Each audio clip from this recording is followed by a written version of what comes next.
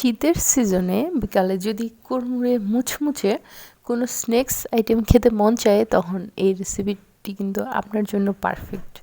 Hello everyone, আসসালামু আলাইকুম। আশা করছি সবাই ভালো আছেন। আলহামদুলিল্লাহ আমরা ভালো আছি। আজকে নিয়ে চলে এসেছি একটা নতুন রেসিপি নিয়ে।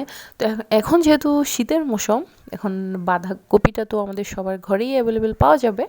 তো এই জন্য আজকে আমি নিয়ে আসছি বাঁধাকপি নিচ্ছি এখানে সামান্য, তারপরে পেঁয়াজ পাতা, কাঁচামরিচ, ধনেপাতা আর হচ্ছে একটা আলু। তো এগুলো সবগুলো আমি কুচি করে নিয়েছি। কুচি করে ভালোভাবে এগুলো ধুয়ে নেব।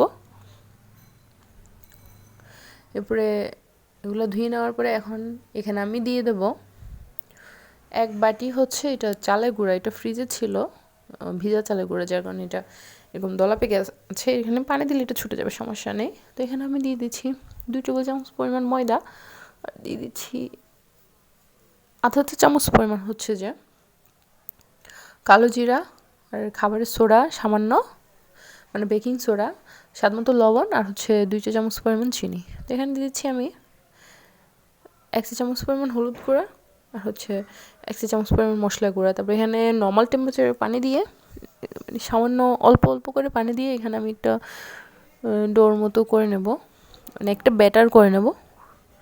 ডো তো না, ডো হলে হয়তো কি ওই যে রুটি পরোটার মতো যেটা শক্ত খামি যেটা হয় ওটাকে ডো বলে, এরকম হলে এটা হচ্ছে ব্যাটার।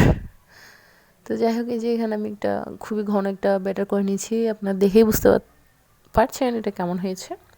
খুব বেশি পাতলা করা যাবে না, খুব বেশি পাতলা করলে এটার একটা সুন্দর শেপ আসবে না, এটা একদম কড়াই দেওয়ার পরে একদম ছিটে যাবে গা এরকম। তখন এখানে আমি সাদা তেল নিয়ে নিয়েছি কড়াইতে, আর এই কড়াইটা অনেক পুরাতন কড়াই, এটার বয়স 20-22 বছর হবে, এরকমই পুরাতন। এরকম পুরাতন কড়াইগুলোতে কিন্তু যে কোনো কিছু ফ্রাই করতে মানে খুবই ইজি, এগুলোর নিচে একদমই লাগে না। তো এই যে সরি, আমার একটু অসুস্থ, এই জন্য কণ্ঠটা একটু বসে যাচ্ছে। যাই হোক, তো এখানে আমি তেল গরম করে ব্যাটার দিয়ে দিয়েছিলাম। তো এগুলো এক পিঠ হয়ে যাওয়ার পরেই তারপরে উল্টিয়ে দিয়েছি, এবং এটা দেওয়ার সাথে সাথে কিন্তু উল্টানো যাবে না, তখন এগুলো ভেঙে যাবে।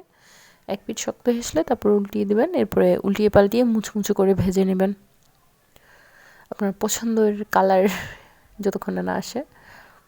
তো এগুলো অনেকটা হয়ে আসছে। তো ভেতরে যাতে বাঁধাকপি এবং আলুগুলো ভালোভাবে কুক হয়ে যায়, এই জন্য আমি কিছুক্ষণ নেড়ে ভেজে তারপরে এগুলো উঠিয়ে নিচ্ছিলাম।